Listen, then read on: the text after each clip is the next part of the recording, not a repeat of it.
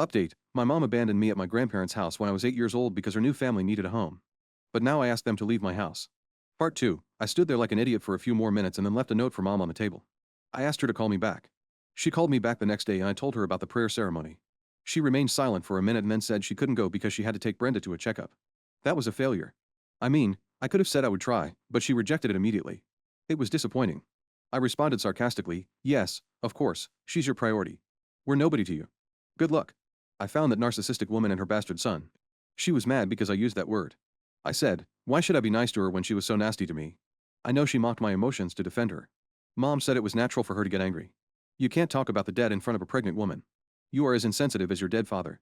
The moment she said that, I lost my mind. I yelled at her not to talk bad about my father. If someone is insensitive here, she has to be, considering the way she was talking about my dead father. She said, your father died 15 years ago. Damn, get over it, I said, clearly, as you did, in a matter of weeks or days, maybe. Who knows? You know what? You don't need to come. My father wouldn't like your prayer after seeing your true colors.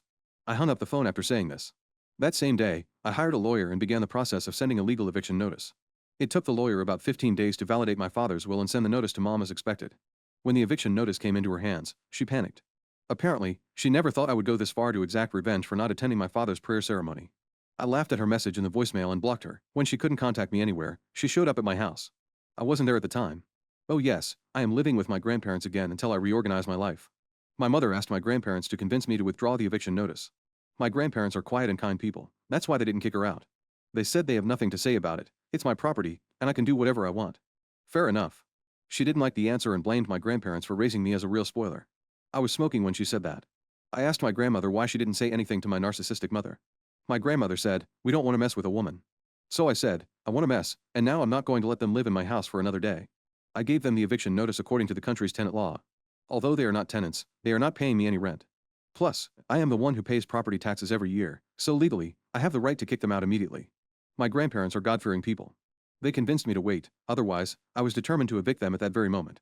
The next day, I got a call from mom. I ignored her. She did the same with me when I called her. She sent me a message to talk, saying it's urgent. I replied I had to check my calendar to see if I would be at my house. This did not sit well with her, and she sent a long reply saying that I was trying to impose myself. What did I do with her 5-paragraph email? Nothing. That's right, I didn't respond. Maybe she got the hint that I wasn't going to give in to her pressure. During my childhood, every time I cried or threw tantrums to go home, instead of comforting me, she scolded me and asked me to behave. She scolded me for being a good guy and not throwing tantrums. This was her parenting style, and it worked to keep her happy and not messing with her. I would stop sobbing, but after she left, I would stay in a corner of the house for hours. No more. It's time for her to be alone, but sadly, she won't have a corner for herself alone. So she came to see me, and I deliberately made her wait for an hour. I was anxious. I asked my family to stay out of it. She kept asking them about me. They said they didn't know and told her to wait in my room. When I came to see her, she looked at me like, well, where were you? I've been waiting here for an hour, but she said nothing, absolutely nothing. She sat there with a serious face. People in her situation would have tried to please me, but she stood firm in her arguments. She said, well, let me start. I can't sit here forever. I've got things to do, I murmured. Of course, finding a house is a hard job. She looked at me upset and said, what is this notice about? I am sure you can read it or want me to read it for you. She was absolutely furious. She threw the notice in my face and said she wasn't going to evict the house for something as stupid as a notice. After I got out, I said, so let's wait and see the repercussions of not following the court order. She said, I gave birth to you. Don't try to be smarter than me. That house is my husband's and mine, and no one can get me out of there, I said. Surely a legal heir can, to her provocations calmly to annoy her, and I succeeded. But the moment she referred to my dad as her husband, I lost my mind. You seriously have the audacity to call him your husband when you skipped his prayer ceremony, saying it was history. He doesn't deserve his house. You're just an illegal occupant, and I'm going to rid that house of all the parasites.